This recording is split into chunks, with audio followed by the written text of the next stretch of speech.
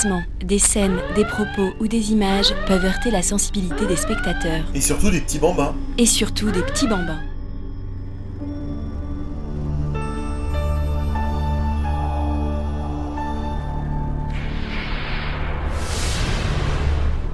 Les gozos, je suis trop content que Bob Zombie fasse une émission sur moi, c'est giga éclatant. Alors aujourd'hui c'est le jour de Freddy, alors ça va saigner, et surtout tout de suite on regarde la vidéo. C'est sûrement le personnage le plus médiatisé du film fantastique dans les années 80. Wes Craven lui donne vie dans Les Griffes de la Nuit, puis c'est au tour de Jack Sholder d'entretenir le mythe dans La Revanche de Freddy, ou encore Chuck Russell qui peaufine le personnage dans Freddy 3, Les Griffes du Cauchemar. L'allure de ce nouveau méchant nocturne est onirique et grotesque. Pantin désarticulé, épouvantail aux rayures rouges et noires, un vieux chapeau cabossé sur la tête, des mains aux longs doigts prolongés de couteau, ce croque-mitaine est devenu le fantasme idéal de la peur durant quelques années. Le thème de la série est simple, on sent qu'il y a eu beaucoup de recherches. Non, je rigole. On ne pouvait pas faire plus simple. Freddy Krueger a été lynché par les habitants d'une petite ville américaine. Il se venge en envahissant les rêves et en tuant les descendants de ses bourreaux.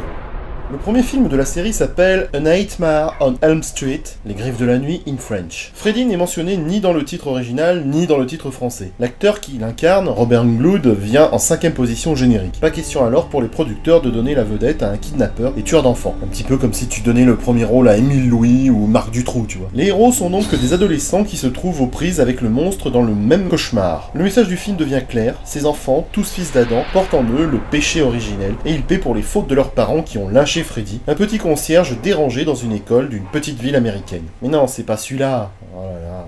En se débarrassant de lui, les adolescents éliminent du même coup la faute de leurs parents et peuvent prétendre à nouveau au paradis que représente la jolie petite ville de Springwood. Le film aurait dû stopper là l'histoire, mais par un tour de passe-passe totalement illogique, mais bien commode pour annoncer une suite, le cauchemar réapparaît cette fois-ci en plein jour à la fin du film. Le réalisateur a tellement soigné son personnage maléfique qu'il l'a rendu emblématique. Ça rime. Et inévitablement, ce dernier a volé la première place à des adolescents par trop semblables à tous ceux qui encombrent les écrans. Dans le second opus, Freddy apparaît dans le titre du film suivant, La Revanche de Freddy. Robert Englund n'est toujours pas en tête de générique, mais il apparaît, signe révélateur en vedette américaine. Pourtant, ce second volet est bien sage par rapport au premier. Le réalisateur Jack Sholder n'y croyait pas trop, et l'histoire se résume finalement à une banale affaire de possession. 5 ans après les événements du premier film, Freddy possède l'esprit puis le corps d'un adolescent, nouveau locataire de la maison maudite où le tueur a perpétré ses sinistres exploits. L'amour d'une jeune fille sauvera la victime de la damnation et gna gna gna gna gna gna. La seule belle trouvaille du film est la naissance de Freddy, sortant tout gluant de l'enveloppe corporelle de l'adolescent dont il a pris possession. La fin connaît un nouveau tour de passe-passe d'une extrême faiblesse que le réalisateur juge lui-même stupide. Dans le troisième épisode, Robert Englund est cette fois-ci en vedette. Les Griffes du Cauchemar, titre tout pourri, s'il en est un retour à la case départ avec des adolescents internés dans un hôpital psychiatrique tous victimes du même rêve. Freddy ne lésine pas sur les moyens, il élimine les uns après les autres les rêveurs, avec des moyens sadiques et des phrases assassines. En encastrant la tête d'une jeune fille dans un poste de télé, il ponctue « Tu crèves l'écran ce soir, salope !» Il crucifie une victime et l'emmène se jeter du haut d'une tour en tirant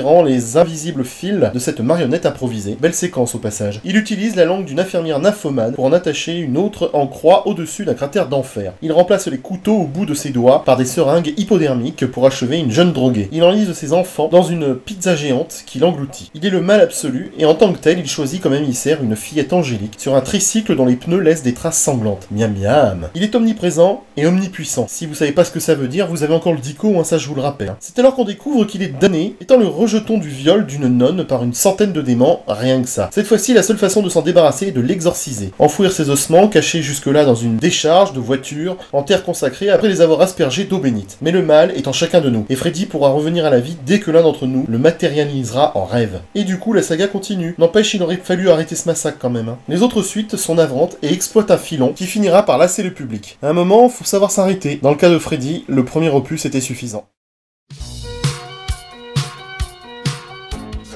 C'est qui le plus méchant de tous les temps? C'est Bibi?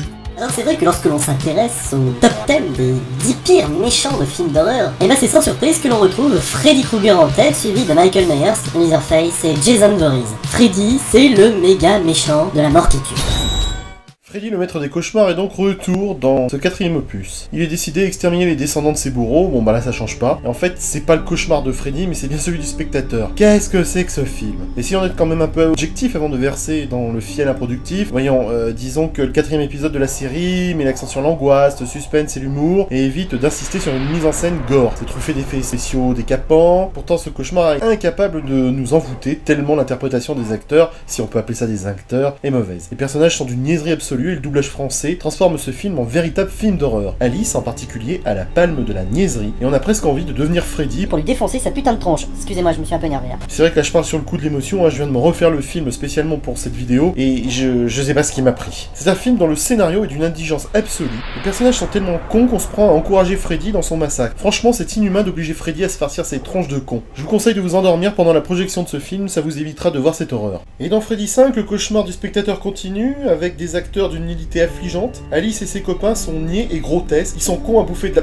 Pardon, ils sont bêtes. Affublés de l'immonde doublage français, les personnages deviennent insupportables dès qu'ils ouvrent la bouche pour dire une incohérence. Jamais personne, et même le dernier des cons sur Terre, ne peut se comporter comme eux. On sombre dès les premières secondes dans le non-film, et je vous engage à faire la grève de la faim, c'est-à-dire à ne pas regarder la fin du film, et même si on osait, à pas le regarder du tout. Avec son scénario ni queue ni tête, on se range vite du côté de Freddy, et on se met à arriver qu'il va tous les niquer. Parce que c'est pas possible d'avoir des acteurs aussi nuls. Ils jouent mal, eux. Un petit peu comme ton interprétation dans cette vidéo. Ah non, mais alors ça c'est pas gentil là. Et pour finir, parlons de la fin de Freddy. Après avoir tué tous les enfants de Springfield, Freddy cherche à aller dans un nouveau territoire pour y trouver de nouvelles proies. Et il y a des réalisateurs qui ont le génie de gâcher les meilleures soirées, rien qu'en existant. Ce 6ème épisode, des aventures cauchemardesques de Freddy, est tout pourri. Le croque-mitaine, qui commençait à s'essouffler à cause de scénaristes minables, méritait quand même une conclusion en beauté. Il n'en est rien. Tout est bâclé, la mort de Freddy est absolument minable. Pauvre guignol obligé de se faire tuer, de façon peu spectaculaire par des crétins peu inspirés et toujours aussi inconsistants. Freddy en est réduit à jouer le bouffon rieur qui finit par exaspérer le spectateur. La seule chose de divertissante dans ce film reste la façon dont meurent les victimes. La fin de la saga est minable et Freddy méritait mieux que ça. Ce film est comme un soleil couchant sur les steppes désolées d'Asie, un soir d'orage, quand les corbeaux cherchent les carcasses des chevaux morts de soif. Consternant. Et puis alors le coup de la 3D, merci bien.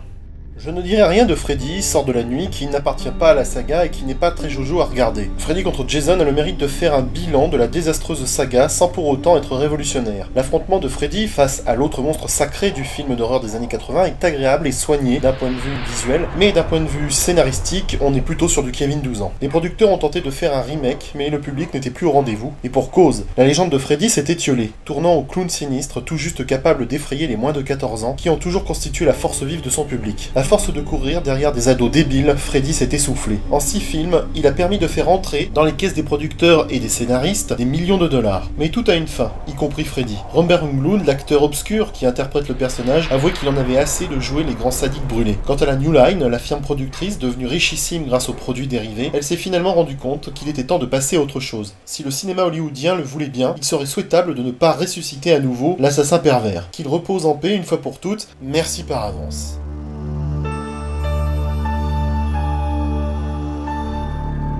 Vous avez aimé cette vidéo? Vous croyez que c'est juste une vidéo? On se retrouve cette nuit dans vos cauchemars.